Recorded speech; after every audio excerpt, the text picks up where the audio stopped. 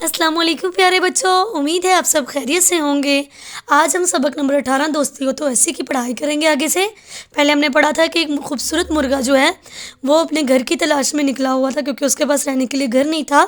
وہ پہلے بکری کے پاس جاتا ہے لیکن وہاں پہ بھی اس کو رہنے کے لیے جگہ نہیں ملتی۔ پھر وہ گھوڑے کے پاس گیا ہے۔ ہم آپ آگے سے پڑھائی کریں گے۔ سب سے پہلے ہم تاریخ لکھیں گے، جماعت کا کام، اور دن لکھیں گے جمعہ۔ میرے پاس سر چھپانے کے لیے جگہ نہیں، کیا میں چند دن استبل میں گزار لوں؟ مرغے نے پوچھا۔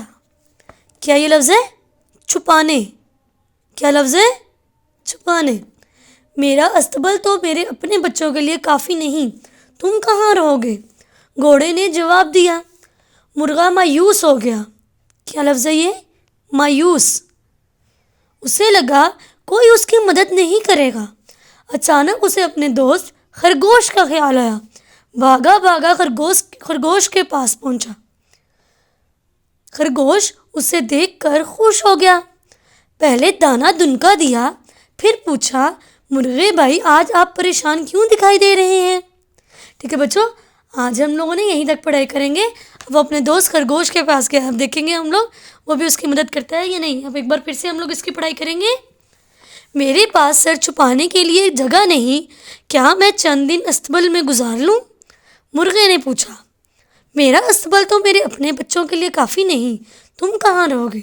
گھوڑے نے جواب دیا۔ مرغا مایوس ہو گیا۔ اسے لگا کوئی اس کی مدد نہیں کرے گا۔ اچانک اسے اپنے دوست خرگوش کا خیال آیا۔ بھاگا بھاگا خرگوش کے پاس پہنچا۔ خرگوش اسے دیکھ کر خوش ہو گیا۔ پہلے دانہ دنکا دیا، پھر پوچھا، مرغے بھائی آج آپ پریشان کیوں دکھائی دے رہے ہیں؟ ٹھیک ہے بچوں، آپ نے یہاں تک پڑھائی کرنی ہے، اور ساتھ میں اس کے سوال جواب بھی آپ لوگوں نے کتاب پر لکھنے ہیں اور یاد کرنے ہیں۔ سب سے پہلا سوال ہے، مرغا کیوں پریشان تھا؟ کیونکہ اس کے پاس رہنے کے لیے گھر نہیں تھا۔ خرگوش کے پاس جانے سے پہلے مرغا کن کن کے پاس مدد کے لیے گیا تھا؟ خرگوش کے پاس جانے سے پہلے مرغا بکری اور گھوڑے کے پاس گیا تھا۔ آپ کا دوست اگر مشکل میں ہو تو آپ کیسے اس کی مدد کریں گے؟ جی، سب سے پہلے آپ اس کی مشکل پوچھیں گے اور پھر اسے حل کرنے کی کوشش کریں گے۔ جتنا زیادہ ممکن ہو سکا آپ اس کی مدد کریں گے۔ ٹھیک ہے بچوں، آپ نے یہ تینوں سوال کتاب پر اچھی سے لکھائی میں لکھنے ہیں، اور آج کے لیے اتنا ہی۔ اللہ حافظ۔